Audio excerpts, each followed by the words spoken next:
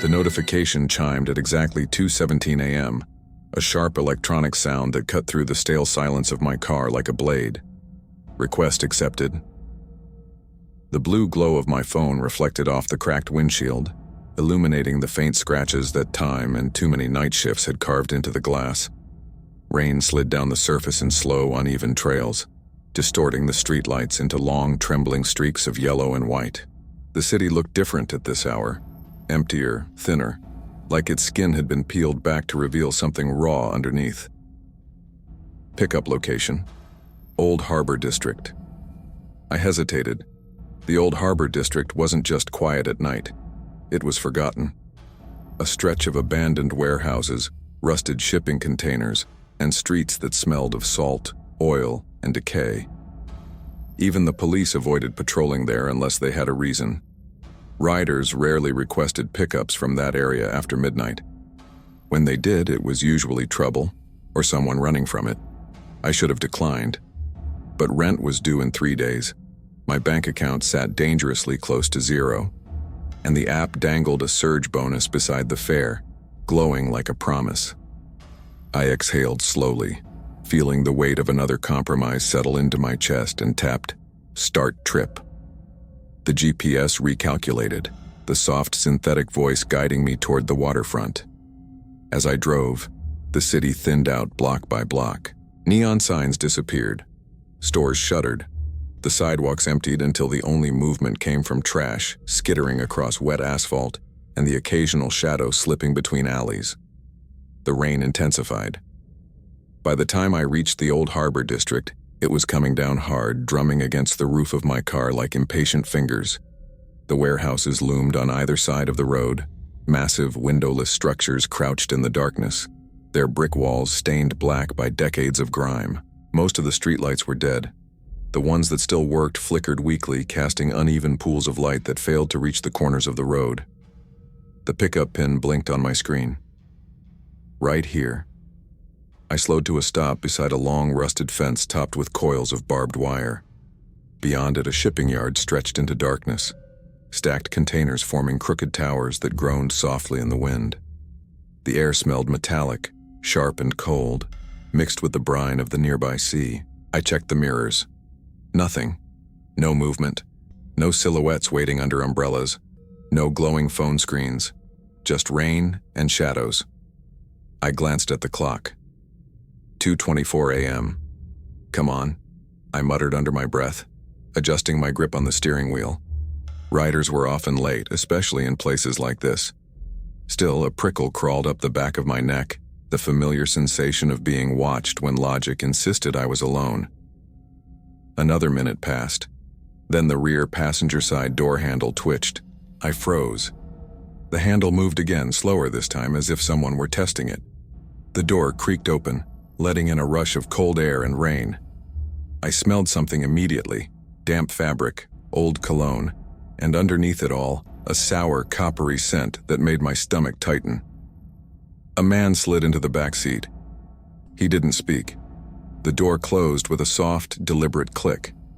I caught his reflection in the rearview mirror.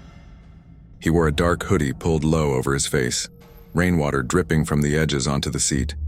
His posture was rigid, shoulders hunched forward, hands hidden somewhere in the folds of his clothing. "Good evening," I said, forcing my voice to stay neutral, professional. "You're heading to—" "Just drive," he interrupted. His voice was low, hoarse, like he hadn't spoken in hours, maybe days. I swallowed and nodded, eyes flicking back to the road. The app still hadn't updated with a destination address. That wasn't unusual. Some riders preferred to enter it after getting in. But something about the silence behind me felt heavy, deliberate. The car rolled forward, tires hissing over wet pavement. For several blocks, neither of us spoke. The only sounds were the rain, the engine's hum, and the faint creak of the man shifting slightly in his seat. I tried not to look at him again, but my eyes betrayed me, darting to the mirror every few seconds. Each time his gaze was fixed on me. Not the road, not his phone. Me. The app chimed softly. Destination updated. I glanced down. The address appeared and my pulse spiked. It was only a few miles away, but it was deeper into the harbor, past the warehouses, near the old ferry terminal that had been closed for over a decade. The road leading there wasn't just poorly lit. Parts of it weren't lit at all. I began, then stopped myself. Commenting on destinations never helped. I turned where the GPS instructed, leaving the main road behind. The darkness thickened. Streetlights vanished entirely, swallowed by fog rolling in from the water. My headlights cut narrow tunnels through the mist, revealing cracked pavement, puddles that reflected warped versions of my car, and graffiti-covered walls that seemed to loom closer as we passed. I noticed something then. The man's reflection was gone. I blinked, adjusting the mirror. Still nothing. My chest tightened. I glanced over my shoulder quickly. He was there, sitting exactly where he had been before, but his head was lowered now, chin nearly touching his chest, hood casting his face into complete shadow. The mirror showed nothing. A cold knot formed in my stomach. "Everything okay back there?"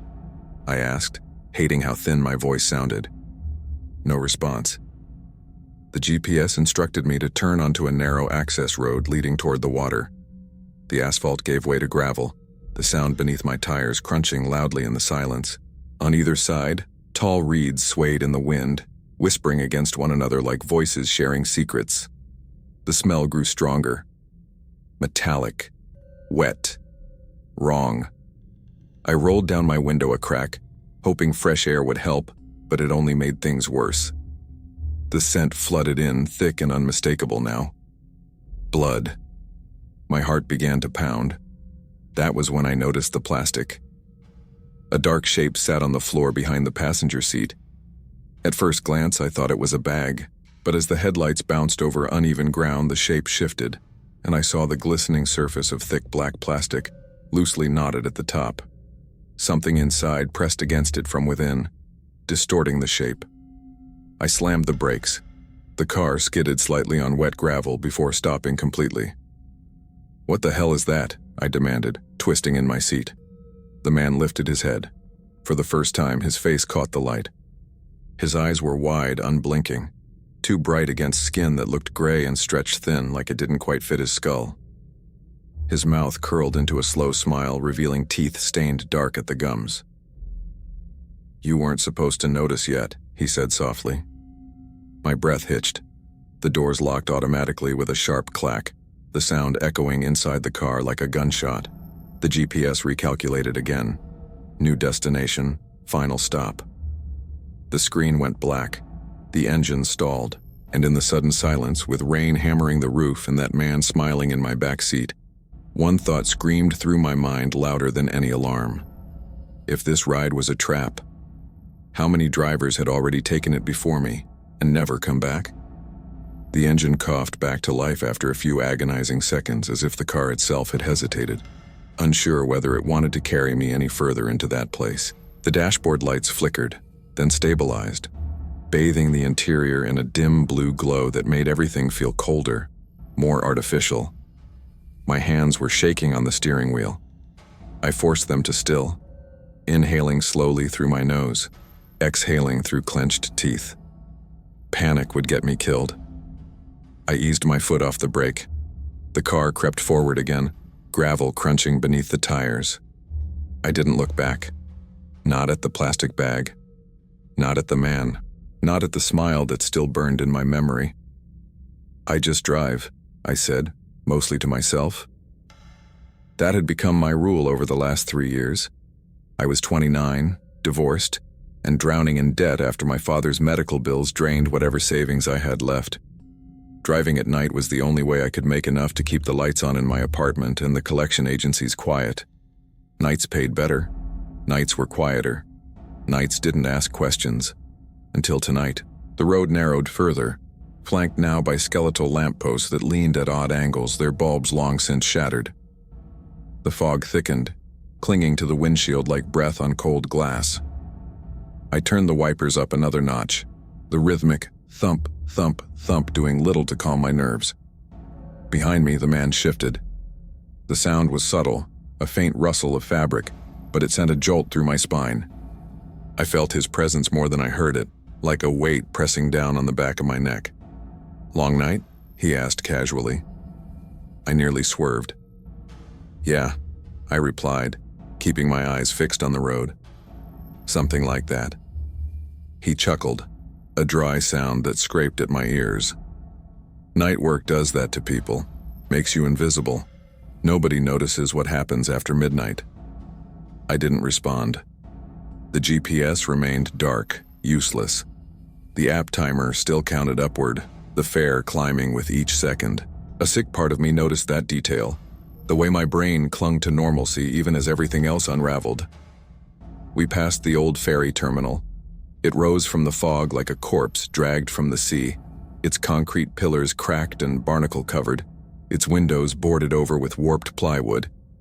Faded warning signs flapped in the wind, their chains rattling softly. I remembered seeing it on the news years ago. Closed after a worker fell into the water and was never found. Officially an accident. Unofficially, locals said the place was cursed. I hadn't believed in curses before.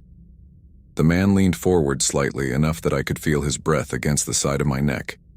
It was cold, not just cool, cold like air from a freezer. "You know this area?" he asked. "Not really," I said. "I just follow the map." That's what the others said too. My chest tightened. "The others?" He laughed again, louder this time. "Relax. I'm just messing with you." I told myself to breathe, to stay calm, to remember that weird passengers weren't the same as dangerous ones. I'd had drunks, addicts, people muttering to themselves, couples screaming at each other in the back seat. This could still be nothing. But the smell of blood hadn't gone away. If anything, it was stronger now. I glanced down at the fuel gauge. Nearly empty. A quiet curse slipped from my lips. I'd planned to fill up after the next ride. There was no station anywhere near the harbor, and the idea of running out of gas out here made my skin crawl. "Almost there," the man said, as if reading my thoughts. "How much further?" I asked. "Close enough." The road ended abruptly at a wide, open lot overlooking the water.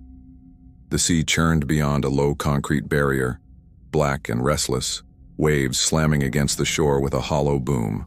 Rusted bollards lined the edge of the lot, thick ropes still tied to some of them, their fibers frayed and stiff with salt. I slowed to a stop. "This is it?" I asked. "For you," he replied. Before I could react, something sharp pressed into the side of my neck. My vision exploded into white. "Don't scream," he whispered. "I hate it when they scream." I felt warmth trickle down my collar, my hands going numb as the realization hit me all at once, heavy and undeniable. This ride had never been about getting somewhere. It had always been about ending here, and I was finally beginning to understand my role in it. The pressure at my neck eased, but the cold remained, seeping into my skin like poison. My hands stayed frozen on the steering wheel, fingers locked in place, every muscle in my body screaming to move while my mind begged me not to. The blade, because I knew now that it was a blade, dragged lightly across my skin, not enough to cut deeper, just enough to remind me how easily it could. "Good," the man murmured. "You learn fast." My heartbeat thundered in my ears, so loud I was sure he could hear it. I tasted metal in my mouth, my tongue numb. The rain outside intensified, drumming against the car until it felt like we were trapped inside a coffin being buried alive. "What do you want?" I asked. "To finish the ride," he said. He leaned back again, removing the blade from my neck. I didn't turn around, I didn't breathe. The seat behind me creaked as he settled in, casual, patient, like time meant nothing to him. "Drive," he repeated. My foot trembled as I pressed the accelerator. The car rolled forward across the cracked lot, headlights sweeping over broken glass, rusted chains and dark stains that the rain hadn't washed away. The closer we got to the edge of the water, the more those stains appeared. Irregular shapes soaked deep into the concrete. Blood, old and new. My stomach lurched. I remembered then, with brutal clarity, The missing driver report I'd seen months ago. A short article buried in local news. Rideshare driver. Last pickup near the harbor. No suspects. Case cold. Others. The car slowed as the ground sloped downward. I stopped inches from the concrete barrier overlooking the sea. Waves crashed violently below, spraying mist into the air. The fog wrapped around us thick enough that the world beyond the headlights ceased to exist. "Park," he said. I did. The engine idled, rattling softly, a weak, mechanical heartbeat.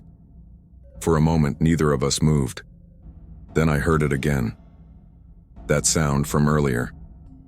Plastic shifting. "Look at me," he said.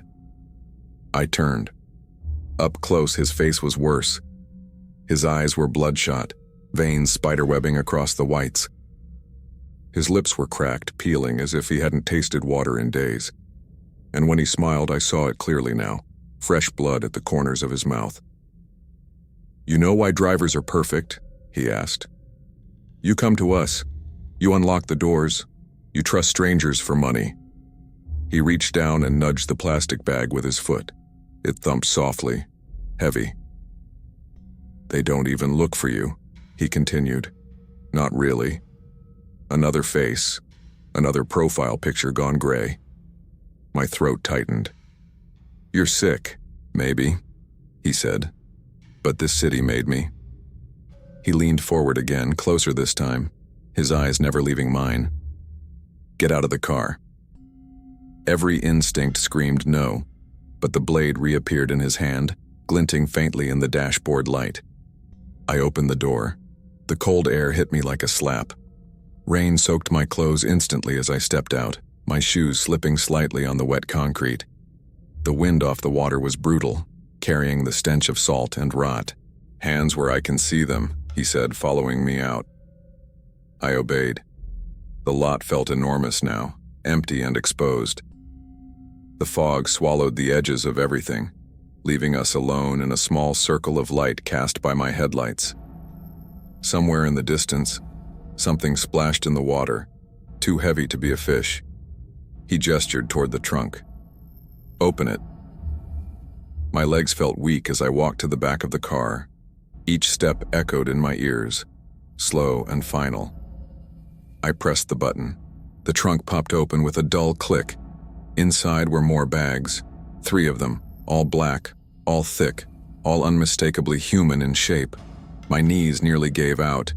He stood beside me now, so close I could feel his warmth, or lack of it. "You see?" he said softly. "You're not special. You're just next." The wind shifted. For a brief second, the fog thinned. And in that moment, I saw something behind him, reflected in the dark glass of the trunk lid. Another face, pale, wet, watching. Not his. Mine. But my reflection was smiling.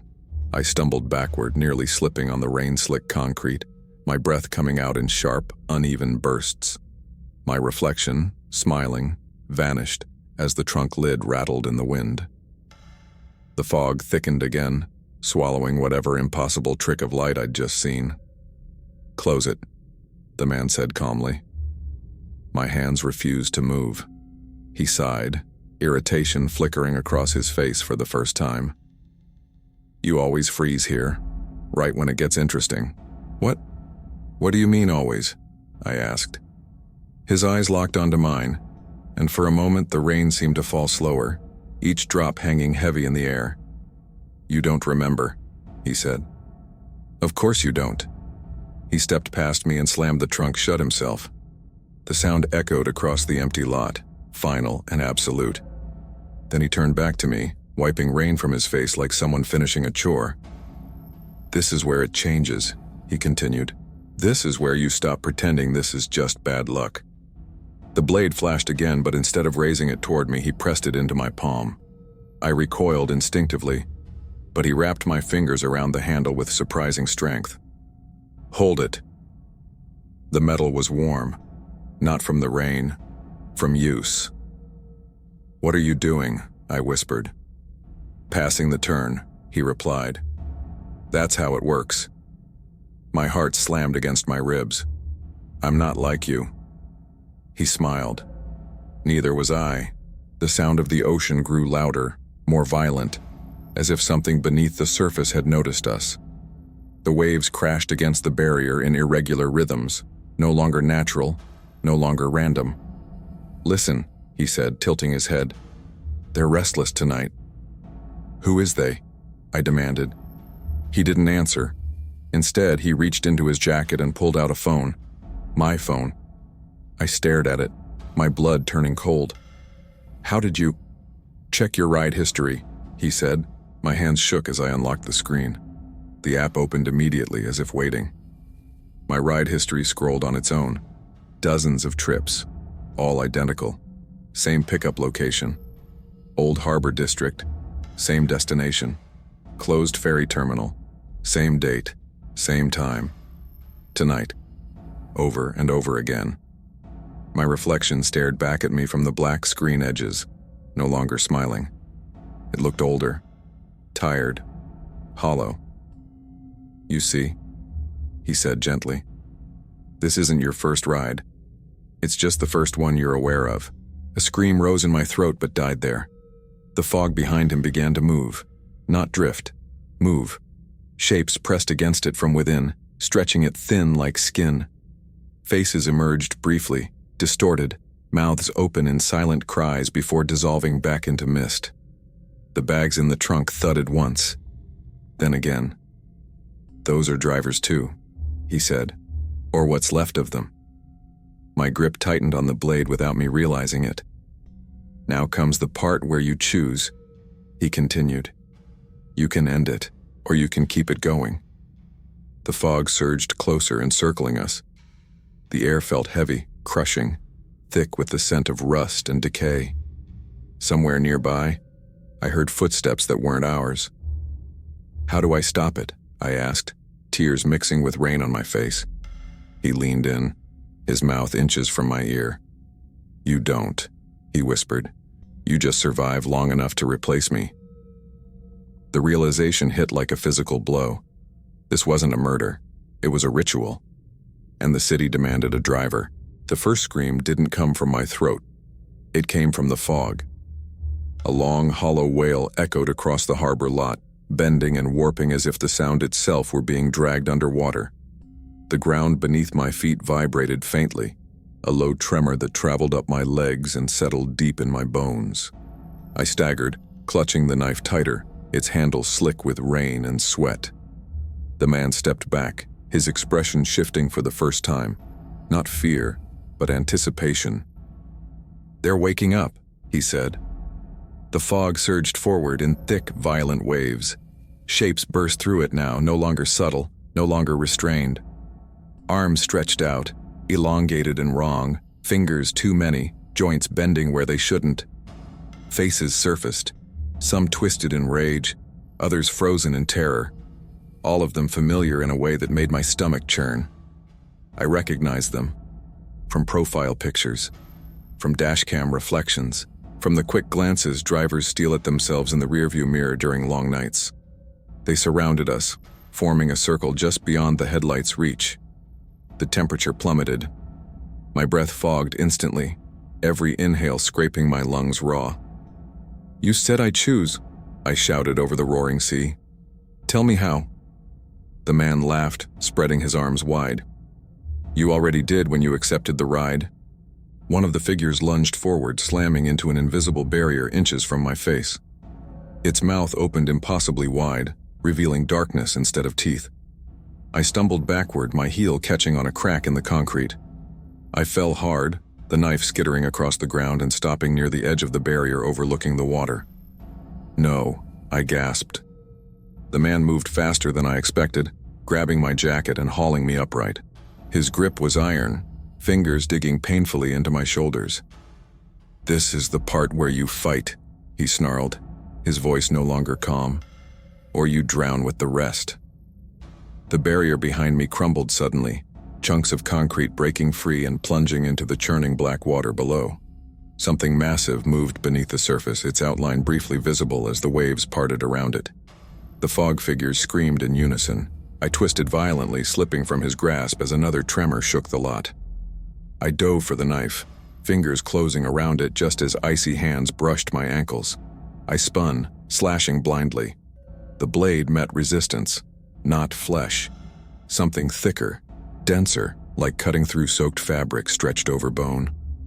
The man screamed, high and sharp, as the knife sank into his side. Black fluid poured from the wound, steaming as it hit the ground. He staggered back, eyes wide in disbelief. "You weren't supposed to do that," he whispered. The fog recoiled, the figures shrieking as if in pain. The sea roared louder, waves exploding against the shore, spraying us both with freezing mist. "You said to fight," I shouted. "So I am." His smile returned, slow and terrible. "Good." He lunged. We crashed together, bodies slamming into the concrete. The knife clattered away again, skidding dangerously close to the broken edge. His hands wrapped around my throat, squeezing, draining the air from my lungs. Spots danced in my vision. The fog pressed in, faces inches from mine now, mouths opening as if eager. My fingers closed around something hard on the ground. A phone. His phone. With the last of my strength, I slammed it against his temple. The impact cracked the screen, and something else. He screamed again, this time in agony. The fog erupted. The figures surged forward, crashing over him, tearing him from my grasp. He clawed at the ground, fingernails scraping uselessly as they dragged him backward, his screams dissolving into gurgles as the fog swallowed him whole. Silence fell abruptly. The sea calmed. The fog thinned. I lay there, gasping, rain soaking into my clothes, my entire body trembling. Slowly, painfully, I pushed myself up. I was alone. The knife lay at my feet. The app on my phone buzzed. New request incoming. The lot was empty. No fog, no figures, no screams, just rain. The sea breathing steadily beyond the broken barrier, and the hum of my car's engine still idling behind me as if nothing had happened. The headlights cast their familiar cones of light across the concrete, revealing no blood, no bags, no signs of a struggle. The trunk was closed. My hands shook as I stood. Every muscle in my body ached. My throat burned where his fingers had been, and yet I was alive. The thought felt fragile, temporary, like a lie that might shatter if I examined it too closely. My phone buzzed again. New request incoming. I stared at the screen. Pickup location, Old Harbor District. I laughed. A broken, hollow sound that didn't belong to me anymore. "No," I whispered. "It's over." The app didn't respond. Instead, the car doors unlocked with a soft, welcoming click. I felt it then. A subtle shift. Not around me, but inside me. Something settling into place like a weight finding its proper balance. I walked back to the driver's seat without remembering deciding to do so. My body moved on instinct, muscle memory overriding fear. I sat. I adjusted the mirror. My reflection stared back. Older, tired, hollow. Behind my eyes, something else watched. The engine revved slightly, eager. "Just drive," a voice whispered from nowhere and everywhere at once. The GPS lit up. The route was already set. As I pulled away from the harbor, I noticed something in the rearview mirror. For just a moment, a shape sat in the back seat, hooded, still, waiting. Then it was gone. The city welcomed me back with open streets and glowing lights, unaware of the exchange it had just completed. Another night, another driver, another invisible transaction. My phone chimed softly. Passenger entered. I smiled before I could stop myself. And somewhere deep in the Old Harbor District, the fog began to gather again, hungry for the next ride.